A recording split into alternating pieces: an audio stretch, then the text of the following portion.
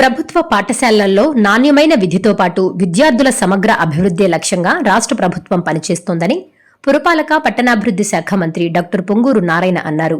నెల్లూరు నగరంలోని డిఎస్ఆర్ ప్రభుత్వ బాలికల ఉన్నత పాఠశాలలో శుక్రవారం నిర్వహించిన మెగా పేరెంట్స్ టీచర్స్ మీట్ 4.0లో ఆయన పాల్గొన్నారు.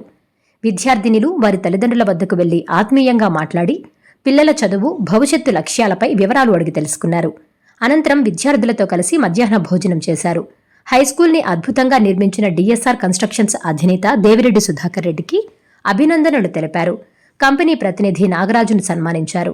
ఈ సందర్భంగా మంత్రి మాట్లాడుతూ 2024 ఎన్నికల సమయంలో వీఆర్ పాఠశాల అభివృద్ధికి ఇచ్చిన హామీని అధికారంలోకి వచ్చిన వెంటనే నిలబెట్టుకుని అంతర్జాతీయ స్థాయిలో పునర్నిర్మించామని చెప్పారు.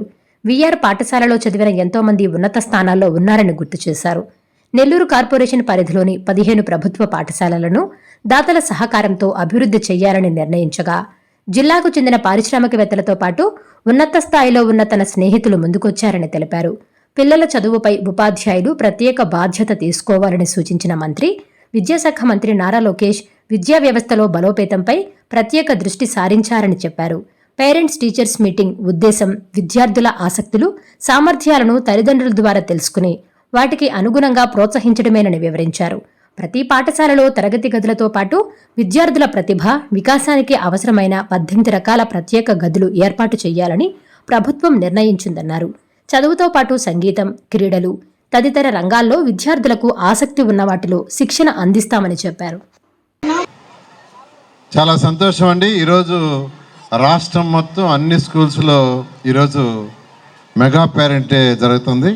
ఈ పేరెంట్ డేకి విజిట్ చేసిన అధికారులకు కావచ్చు, ప్రజాప్రతినిధులకు కావచ్చు, తల్లిదండ్రులకు కావచ్చు, మీడియా పర్సన్స్కి నా నమస్కారాలు. విద్యార్థులకు నా యొక్క శుభాకాంక్షలు. చాలా సంతోషం. నేను 2029 ఎలక్షన్లో కంటెస్ట్ చేసే ముందు ఎలక్షన్స్ ప్రచారం చేసేటప్పుడు విఆర్ఐ స్కూల్ ఒక్కదాని గురించే మాట్లాడా. ఆ స్కూల్లో నేను చదివా. గత ప్రభుత్వం ఆ స్కూల్ను మూసేస్తుండింది.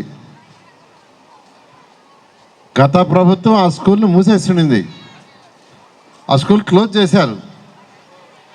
ఆ స్కూల్లో చదివిన వాళ్ళు ఎంతోమంది ఈరోజు మేధావులు, రాజకీయంగా, ఆర్థికంగా, ఇండస్ట్రియలిస్ట్గా ఉన్నారు. అది నెల్లూరు కార్పొరేషన్కి నడి ఒడ్డులో ఉండే స్కూలు. అలాంటి స్కూల్ను మూసేస్తే దాన్ని ఓపెన్ చేస్తానని చెప్పా. ప్రభుత్వం వస్తే ఆ స్కూల్ని ఓపెన్ చేస్తానని, దాన్ని ఇంటర్నేషనల్ స్కూల్ చేస్తానని చెప్పలా. కానీ ప్రభుత్వం రాగానే ఆ స్కూలుని ఒక ఇంటర్నేషనల్ స్టాండర్డ్లో నారాయణ గ్రూప్ మా పిల్లల సపోర్ట్తో, ఎన్సిసి గ్రూప్ సపోర్ట్తో, గౌరవ ముఖ్యమంత్రి గారు ఏదైతే P4 ప్రోగ్రాం తీసుకొచ్చారో ఆ P4 ప్రోగ్రాంలో దాన్ని డెవలప్ చేసాం. అయితే దానికి వచ్చిన డిమాండ్ ఏంటంటే 1000 సీట్లుంటే దాదాపు 3000 మంది సీట్లు అడిగారు. అక్కడ సీట్లు ఇచ్చింది కూడా మెజారిటీ ఎవరికి ఇచ్చామంటే సర్రేపల్లి కాలువ కట్ట, పెన్నా కట్ట, జాఫర్ కెనాల్ కట్ట, అదేవిధంగా స్లమ్స్లో ఉండే వాళ్ళని ఐడెంటిఫై చేసి ఎవరైతే బీడీలు చుట్టుకుంటుంటారో వాళ్ళ పిల్లలకి, రోజు వంట పనికి పోయే తల్లుల యొక్క పిల్లలకి, పాసి పని చేసుకునే పిల్లల్ని ఐడెంటిఫై చేసి అక్కడ ఇచ్చాం సీట్లు ఇవ్వటం కూడా నెల్లూరు సిటీలో పూరెస్ట్ ఆఫ్ ది పూర్. ఆ తర్వాత దానికి డిమాండ్ అబ్నార్మల్ రావటం. ఆ తర్వాత నాకు అనిపించింది ఏంటంటే నెల్లూరు కార్పొరేషన్లో ఉన్న 15 స్కూల్స్ని విఆర్ఐ స్కూల్ కంటే బెటర్గా చేయాలనే ఉద్దేశంతో అనేక మంది దాతలను అప్రోచ్ అయ్యా. నాకు తెలిసిన ఫ్రెండ్స్ కావచ్చు, లేదా నారాయణ గ్రూప్లో చదివిన వాళ్ళు కావచ్చు, ఎవరైతే ఉన్నత స్థితికి పోయి ఆర్థికంగా బలపడి ఉండారో, అటు హైదరాబాద్ కావచ్చు, బెంగళూరు కావచ్చు, చెన్నై కావచ్చు, ఢిల్లీ కావచ్చు, బాంబే కావచ్చు, ఎవరైతే ఉండారో వాళ్ళందరినీ అప్రోచ్ అయ్యా. మీరు రండి, ఒకసారి విఆర్ఐ స్కూల్ చూడండి అని, విఆర్ఐ స్కూల్ ఒకసారి చూడండి అని.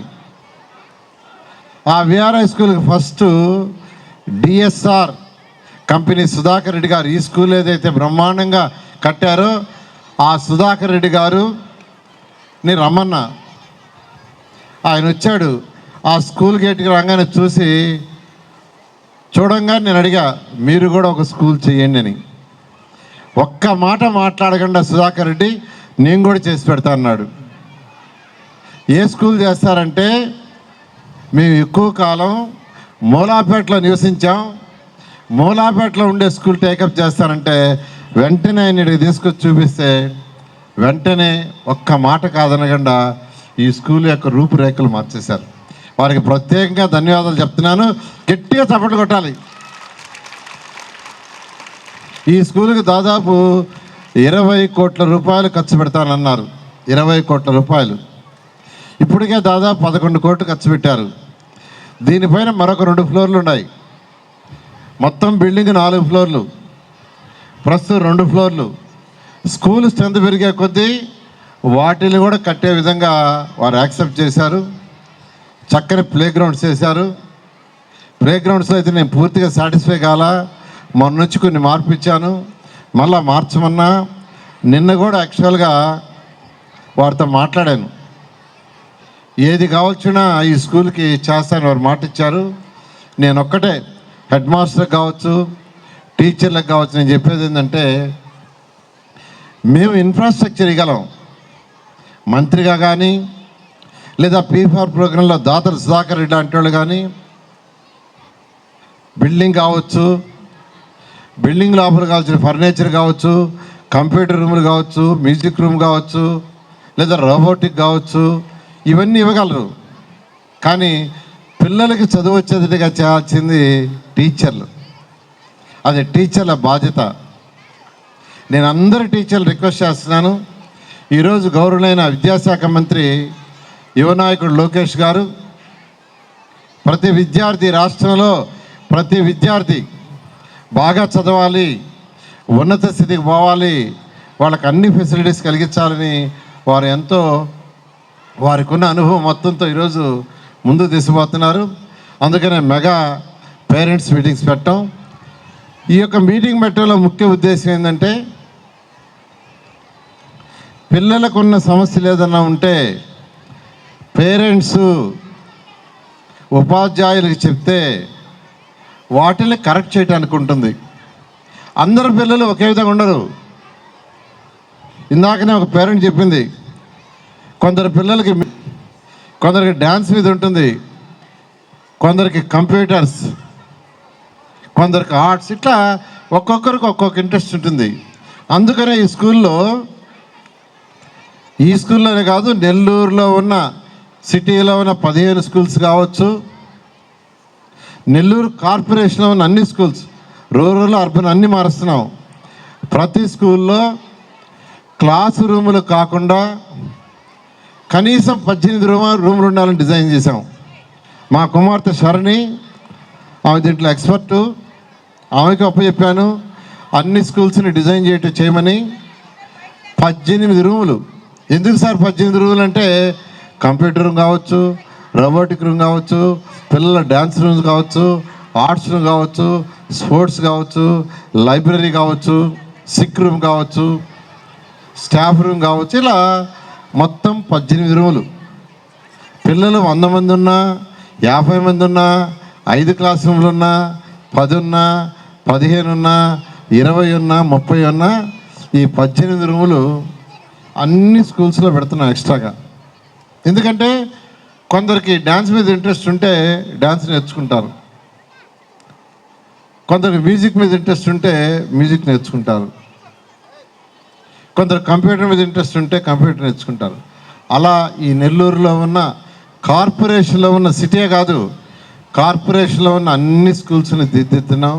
దానికి నేను టీచర్కి ఒకటి చెప్పేది, పిల్లల పుట్టుకతో అందరికీ ఒకే బ్రెయిన్ ఉంటుంది. నేను చెప్తున్నాను, పుట్టుకతో అందరికీ ఒకటే, తేడా ఉండదు.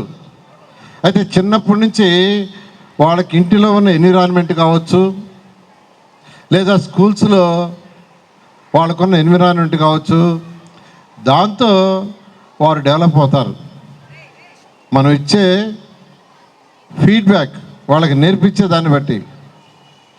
దానికి ఉదాహరణ నేనే, మీ అందరికీ చెప్తున్నాను, ఉదాహరణ నేనే, తల్లిదండ్రులందరూ చెప్తున్నాను.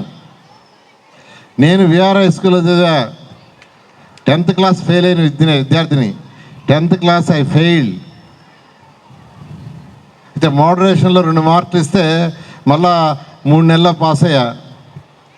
తర్వాత విఆర్ కాలేజీలో ఇంటర్ చదివా. 10th క్లాస్ దాకా ఆటల మీద ఉండేవాడిని, చదవాలా ఫెయిల్ అయ్యా. ఫెయిల్ అవుతానే ముద్దోడు కాదు కదా, కానీ జనరల్ కాన్సెప్ట్ ఏంటంటే ఫెయిల్ అయితే ముద్దోడు అంటారు. కానీ నాకై నేనే రియలైజ్ అయ్యా, నా స్నేహితులందరూ పాస్ అయ్యి ముందుకు పోతే నేను ఎందుకు ఫెయిల్ అయ్యానని నాకై నేనే రివైజ్ చేసుకుంటే మనం చదవలేదు, చదవాలా. ఇంటర్మీడియట్ 2 years విఆర్ కళాశాల చదివాను. విఆర్ కాలేజీలోని 3 సంవత్సరాలు డిగ్రీ చదివా, 3 సంవత్సరాలు university first. MSc S university 2 సంవత్సరాలు యూనివర్సిటీ ఫస్ట్. ఎందుకు చెప్తున్నానంటే టీచర్లకు పర్టికులర్గా పేరెంట్స్కి 10th క్లాస్లో ఫెయిల్ అయినప్పుడు ముద్దాడు అంటారు.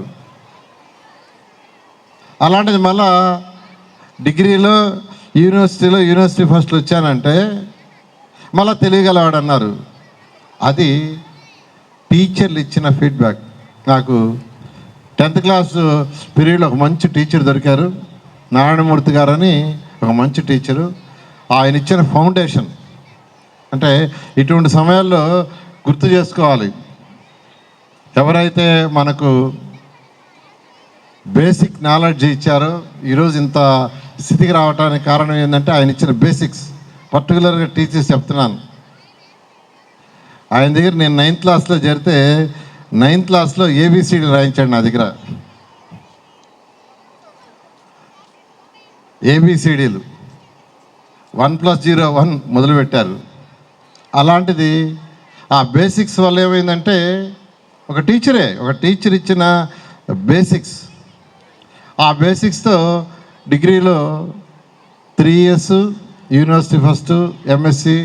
ఎందుకు చెప్తున్నానంటే ఎగ్జాంపుల్ గొప్ప కాదు, నేనే చెప్పుకుంటున్నా 10th క్లాస్లో ఫెయిల్ అయ్యానని. కాబట్టి ఏదైతే ఫెయిల్ అయ్యి మళ్ళా హయ్యర్ లెవెల్కి పోయానో, తర్వాత మరొకటి చెప్తున్నాను ఇంకోటి. నేను ఎంఎస్సి పాస్ అయ్యి వచ్చిన తర్వాత అదే విఆర్ కళాశాలలో పార్ట్ టైం లెక్చరర్గా చేరా. గంటకి 4 రూపాయలు నాకు జీతం. విఆర్ కాలేజీలో గంటకి 4 రూపాయలే. మొదటి 3 నెలల జీతం నాకు 120 రూపాయలు జీతం కూడా తీసుకోవాలా. మేనేజ్మెంటే ఒక గోల్డ్ మెడలిస్ట్కి ఏందని నెలకు 400 ఫిక్స్ చేశారు. 1 year తర్వాత పర్మనెంట్ గవర్నమెంట్ పోస్ట్ ఇచ్చారు. ఈ లోపల నేను ఇంట్లో ట్యూషన్ స్టార్ట్ చేసి ట్యూషన్స్ డెవలప్ చేసుకుంటూ గవర్నమెంట్ పోస్ట్ రిజైన్ చేశా. ఒక కాన్ఫిడెన్స్, నాకు ఒక నమ్మకం, అంటే ఒక ఏదైతే నాకు బేసిక్స్ అవన్నీ స్ట్రాంగ్గా ఉన్నాయో ఆ నమ్మకంతో ఈరోజు భారతదేశంలో అన్ని రాష్ట్రాల్లో ఈరోజు నారాయణ ఇన్స్టిట్యూషన్స్ 6.5 లక్షల మంది పిల్లలు చదువుతున్నారు. ఒక 60,000 మందికి ఈరోజు ఉద్యోగాలు ఇచ్చాను. ఎందుకు చెప్తున్నానంటే తల్లిదండ్రులకి, మీ పిల్లల్ని కూడా ఎవరిని కూడా ముద్దోడు అనొద్దు. Please subscribe SS News AP.